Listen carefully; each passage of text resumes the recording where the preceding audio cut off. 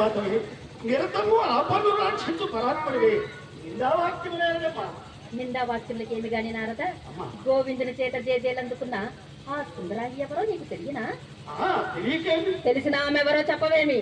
చెప్తుంది కదమ్మా. ఏమని?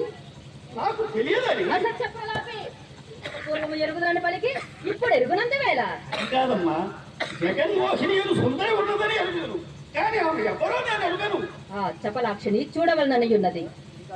చూపుట సులభము కాదమ్మా. సులభము కాక జగత్ ప్రళయము జరగనిమ్ము, తప్పక చూడవలసినదే. యుగములు మారిన గాని జగన్మోహిని సందర్శనము కలుగదమ్మా. యుగములు మారనిమ్ము, జగములు భస్మము కానిమ్ము, ఆమెను తప్పక చూడవలసినదే. భస్మము అమ్మ, అది చక్కగా గట్టికి తెచ్చింది. భూలోకమున వృకుడు రాక్షసుడు మానవ భస్మముతో అసౌరు అభిషేకపోయినది అహోరాత్రములు శివుని కూర్చి ఘోర తపస్సు చేసి తాను ఎవరి శిరంపై హస్తం వహించడు వారు భస్మమునట్లు వరము.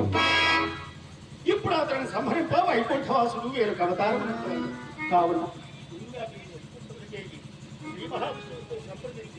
ఆ దైత్యుల రూపమాపదకు ఉపాయము అపాయ స్థితులున్న నన్ను ఉపాయమోహింపకొనిచున్నావా?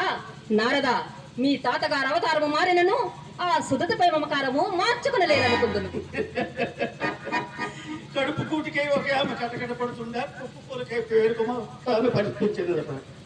వృకాసురుడి బాధ భరించి ఎటులా అని నేను వాపోతుండగా జగన్మోహిని సందర్శనం ఎటులా అని మీరు కష్టపడుతున్నారు. వారు అవతారము వారిని బాగుండునేమోనని. ఒమ్మైన నా జీవిత వృక్షము వర్తిల్లవలనన్న ఆ వగలాడిని తప్పక చూడవలను నారదా. చూడవలని ఒట్టి మాటలతో సాధ్యమా? గట్టి పట్టు పట్టాలి. మాధవుని వేధించో బాధించో ఆ గాథరంపై సాధించాలి. అప్పుడు గాని ఆ వగలాడి విధానం నీకు అర్థం కాదు. ఆయన నమ్మిని మిట్లు బాధ పెట్టుట మాధవునికి అంత మంచి పని కాదమ్మా. వారు అసలే వేషధారులు, వారి మోసం నేనేమి గ్రహించగలవు?